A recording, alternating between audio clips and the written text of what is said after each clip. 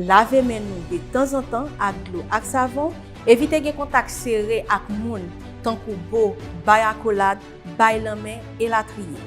Évite mayen genou, mayen bouche nou, mayen nen nou. Lè nap tousse ou bien lè nap estene, fè li nan koud. Laboratoire pharmaciste conscient de l'importance laver men ak désinfecter men genyen dans situation nan viv jounen jodi.